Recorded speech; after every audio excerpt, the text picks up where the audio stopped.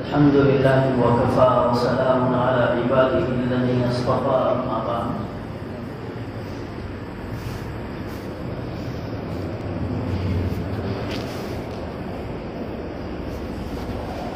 قال الله عز وجل في القرآن المجيد والفرقان الحميد: أعوذ بالله من الشيطان الرجيم. بسم الله الرحمن الرحيم. إن الله يحب التوابين ويحب المتطهرين. صدق الله العظيم.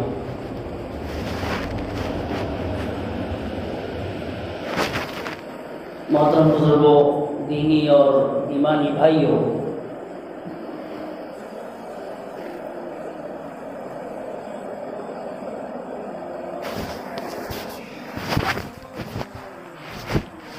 اسلام آنے سے پہلے اس دنیا میں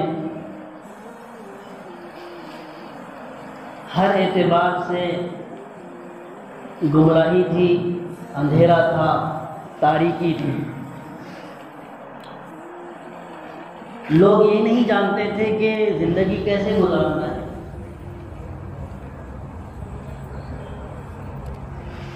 حیوانوں کی طرح، جانوروں کی طرح اور غیر انسانی زندگی گزرتی تھی. جس طریقے سے زندگی گزارنی چاہیے اور جس زندگی گزارنے پر انسان خوشنما معلوم ہوتا ہے، خوبصورت لگتا ہے، یہ سارے طور طریقے اور یہ آداب، یہ اصول لوگوں کو نہیں معلوم تھے اسلام آنے سے پہلے. اور انسان خوبصورت کس سے زیادہ دکھتا ہے، زیادہ خوبصورت کس سے لگتا ہے؟ تو وہ ہے طہارت، پاکیزگی اور صفائی. ہے نا؟ طہارت، پاکیزگی اور صفائی. یہ ایسی چیز ہے کہ جو انسان کو خوشنما بناتی ہے، خوبصورت بناتی ہے، اور اس سے انسان کے چہرے پر رونق آتی ہے. اگر آدمی صاف ستھرا ہے اور خوبصورت طہارت اور پاکیزگی کا اہتمام کرتا ہے تو آدمی بڑا معلوم ہوتا ہے، خوبصورت لگتا ہے، چہرے پر رونق ہوتی ہے، چہرے پر ایک نورانیت ہوتی ہے. لیکن بڑی عجیب بات ہے کہ اسلام آنے سے پہلے دنیا والوں کا یہ حال تھا کہ اس معاملے میں، طہارت اور صفائی کے معاملے میں بالکل بھی توجہ نہیں تھی، بلکہ الٹا معاملہ تھا کہ بدن اور کپڑوں کی صفائی کو معیوب سمجھا جاتا تھا. ارے یہ کیا کر رہے ہو، صفائی کر رہے ہو بدن کی، کپڑے کی. زیر ناف بالوں کو تراشنا اور بغل کے بالوں کو تراشنا گناہ سمجھا جاتا تھا. اور اسی طریقے سے کسی بھی طرح کی صفائی کو اختیار کرنا جو ہے یہ گناہ سمجھا جاتا تھا، اور میلے کچیلے بدبودار گندے کپڑے پہننا لازم اور ضروری سمجھا جاتا تھا.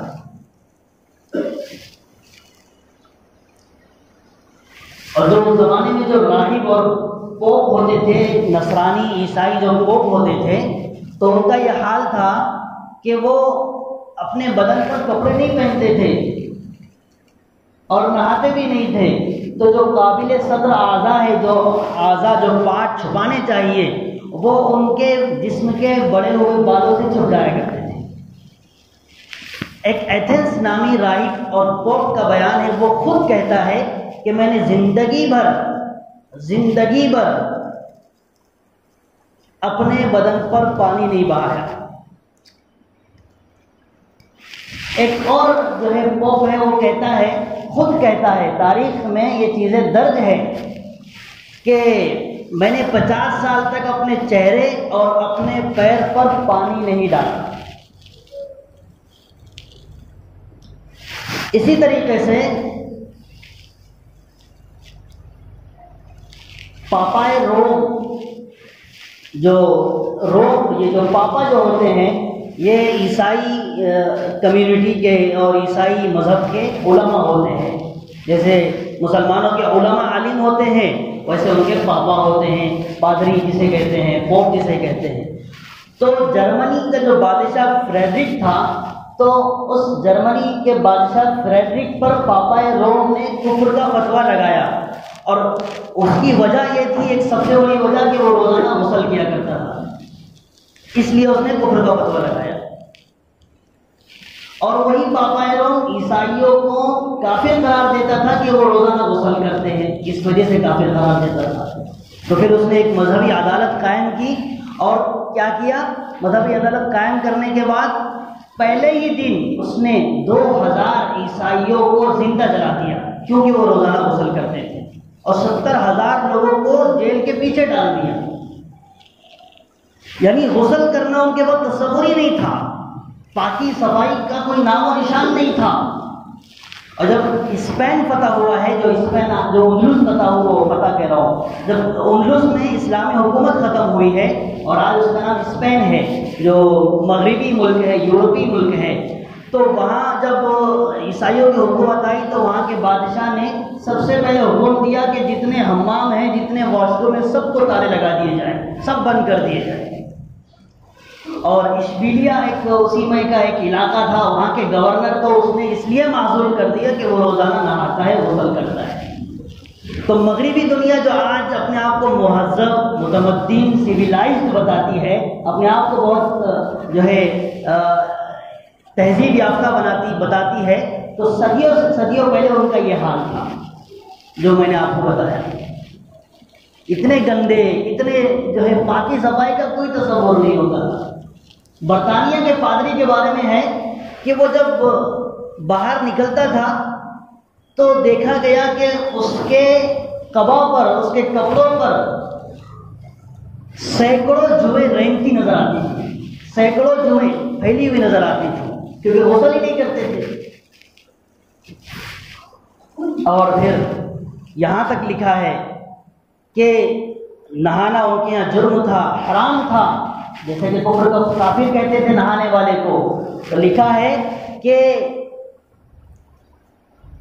جب نہاتے نہیں تھے تو نہانے کی وجہ سے جسم پر میل جم جاتا تھا، اسی میل کو وہ کیا کرتے تھے، ادھر کا میل ادھر کا میل ایسے نکال کے جب اتنا بڑا میل ہاتھ میں آ جاتا تھا اس کو گچھا بناتے تھے اور وہی کھا جاتے تھے۔ یہ یورپ کا حال ہے۔ یہ جو یورپ آج جو متمدن، جو چمکتا نظر آ رہا ہے، اس کی تاریخ ہے۔ یہ ایک دم اندھیروں میں تھے یہ لوگ۔ یہ تو مسلمانوں کی دین ہے کہ انہوں نے مسلمانوں سے علم سیکھا، اسپین جا کر، بغداد جا کر، غرناطہ جا کر، اگر وہاں سے ان کو تہذیب، سویلائزیشن کیا ہے اور تہذیب کیا ہے، تمدن کیا ہے، یہ سب ان کو پتہ چلا۔ ہندوستان میں بھی کچھ ایسے مذاہب ہیں کہ ان کے یہاں بالوں کو کاٹنا، اور جتنے بال ہیں زیر ناک کے، بغل کے، اس کے بالوں کو کاٹنے سے آدمی مذہب سے خارج ہو جاتا ہے۔ دیکھا ہوگا آپ نے، نام لینا اس کا میں مناسب نہیں سمجھتا۔ اور ایک بہت بڑے آدمی تھے ہندوستان کے، انہوں نے باقاعدہ ان کا میگزین میں چھپا تھا آرٹیکل، اور ان کی بات کہ انہوں نے کہا تھا کہ میں روزانہ صبح اپنا پیشاب پیتا ہوں، غیر مذہب کے۔ تو اسلام کے علاوہ جتنے مذاہب ہیں، کہیں پر اس بات کا تصور نہیں ہے کہ صفائی کیا ہے، پاکیزگی کیا ہے۔ لیکن جب اللہ کے نبی صلی اللہ علیہ وسلم پر دوسری وحی نازل ہوئی، اعوذ باللہ من الشیطان الرجیم، بسم اللہ الرحمن الرحیم، یا ایھا المدثر قم فانذر وربک فکبر وثیابک فطہر، دوسری جب وحی نازل ہوئی، اور اللہ جب نبوت کی ذمہ داریوں کے تعلق سے ہدایت دے رہا ہے کہ جاؤ، کھڑے ہو جاؤ، لوگوں کو اللہ کی طرف بلاؤ اور شرک سے دور رکھو، اللہ کی بڑائی بیان کرو، وہیں پر ایک ہدایت یہ بھی دی جا رہی ہے وَثِيَابَكَ فَطَهِّرْ، اور آپ اپنے کپڑوں کو بھی پاک صاف رکھو۔ تو شروع ہی سے اسلام نے ایک کانسیپٹ دیا ہے، یہ تصور دیا ہے کہ صفائی، پاکیزگی ضروری ہے، اسلام کا حصہ ہے۔ قرآن کریم میں اللہ پاک نے فرمایا گیا ہے کہ اللہ کو سب سے محبوب چیز پاکیزگی، صفائی اور طہارت ہے۔ نبی صلی اللہ علیہ وسلم نے فرمایا الطہور شطر الایمان، کہ پاکی آدھا ایمان ہے۔ یہ آپ نے حدیث پڑھ رکھی ہے، پاکی آدھا ایمان ہے۔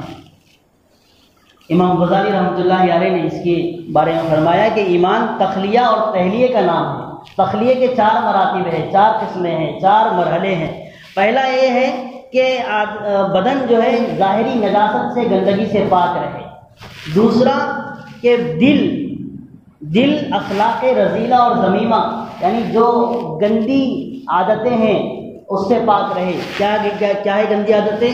حسد، کینہ، بغض، عداوت، نفرت، دشمنی، یہ ساری چیزیں یہ دل کی گندگی ہے، روح کی گندگی ہے، تو دل اس سے پاک رہے۔ تیسرا انہوں نے یہ کہا کہ دل ما سوی اللہ کی محبت سے خالی رہے، کہ اللہ کی محبت کے علاوہ دل میں کچھ نہ رہے، یہ بھی طہارت اور پاکیزگی کا حصہ ہے۔ تو پتہ یہ چلا کہ جہاں ایمان ہے وہاں طہارت ہے، جہاں طہارت ہے وہاں ایمان ہے۔ طہارت اور ایمان کو الگ نہیں کیا جا سکتا، طہارت اور ایمان کو الگ نہیں کیا جا سکتا۔ اللہ کے نبی صلی اللہ علیہ وسلم نے فرمایا کہ جو شخص رات میں پاکی حاصل کر کے سوتا ہے تو رات میں فرشتے اس کے لیے مغفرت کی دعا کرتے ہیں۔ صرف پاکی پر مغفرت کی دعا کی جا رہی ہے، پاکی پر۔ ایک روایت میں ہے کہ جو شخص اپنی گھر کی چیزوں کی، استعمال کی چیزوں میں پاکی اور صفائی کا اہتمام کرتا ہے تو گھر میں اللہ پاک فقر و فاقے کو دور فرماتے ہیں اور مالداری اور غنا اور نصیب فرماتے ہیں، صرف پاکی صفائی کی وجہ سے۔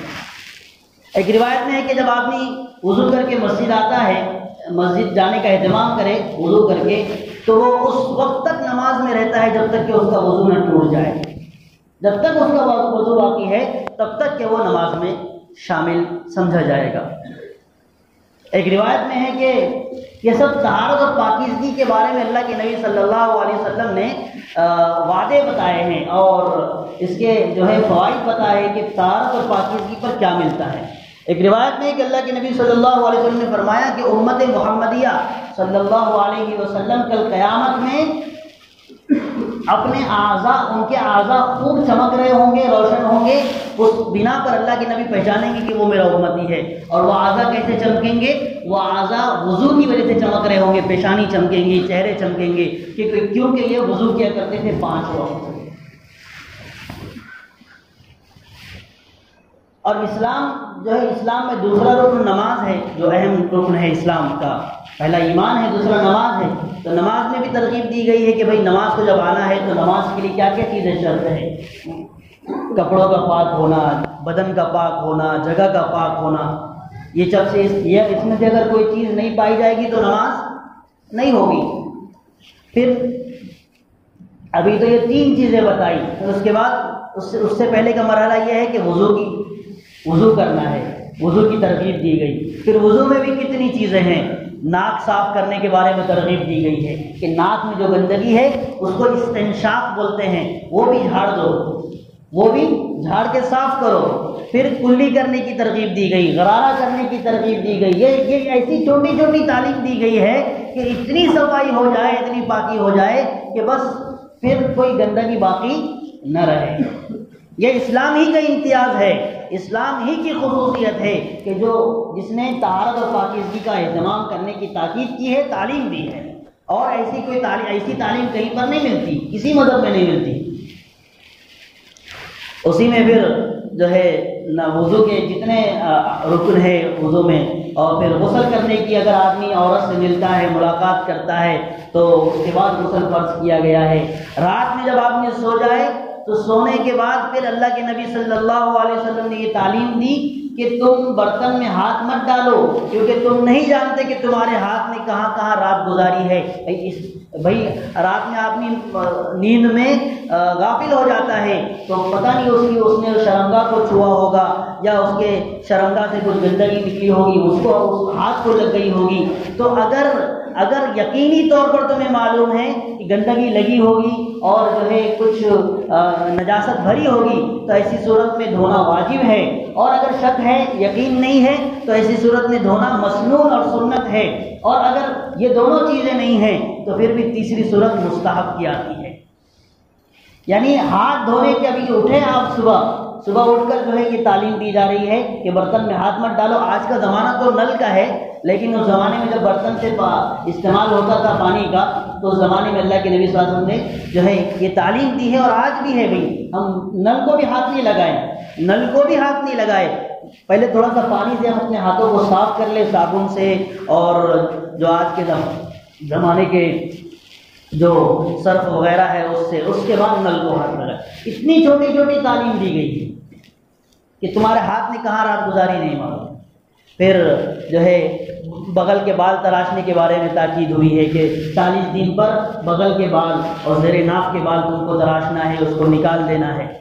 اسی طریقے سے ہر ہفتے ناخن کاٹنے کی تعلیم دی گئی ہے۔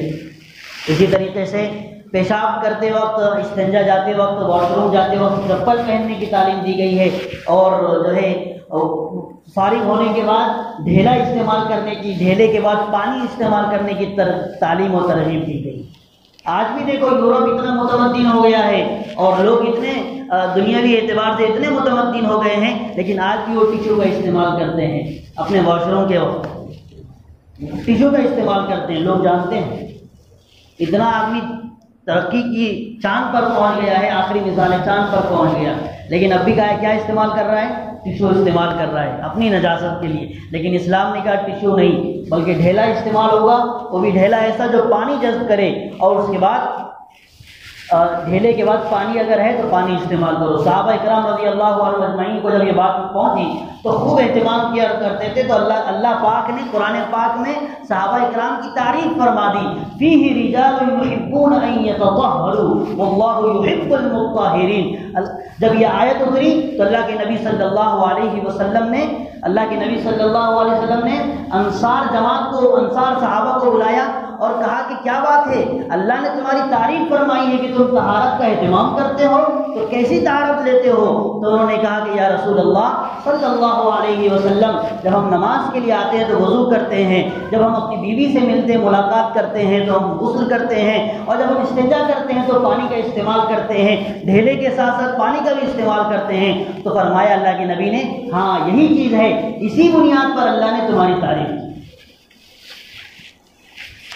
فیہ رجال، کہ ایسے لوگ ہیں، اس کے اندر اللہ فرما رہا ہے، اللہ تعریف کر رہا ہے صحابہ کی، صرف اس بنیاد پر کہ طہارت اور پاکیزگی کا اہتمام کرتے ہیں، کوئی بہت بڑا عمل نہیں کر رہے ہیں جنت میں جانے والا اور حج والا اور نفل پڑھنے والا، بلکہ اہتمام کس بات کا ہو رہا ہے؟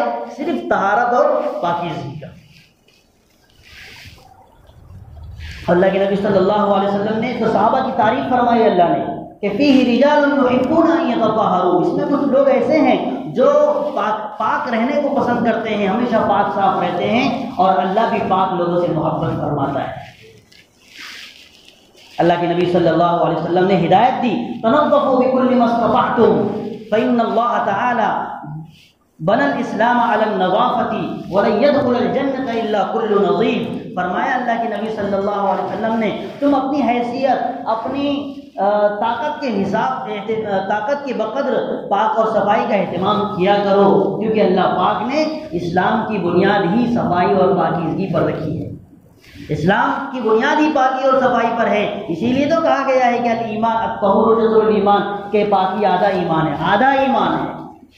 اور فرمایا لن يدخل الجنت الا كل نظیف، کہ جنت میں وہ شخص داخل نہیں ہوگا، جنت میں کوئی داخل نہیں ہوگا مگر ایسا شخص داخل ہوگا جو زندگی میں پاک اور صفائی کا اہتمام کیا کرتا تھا، کہ پاک صاف رہنے والے لوگ ہی جنت میں جائیں گے۔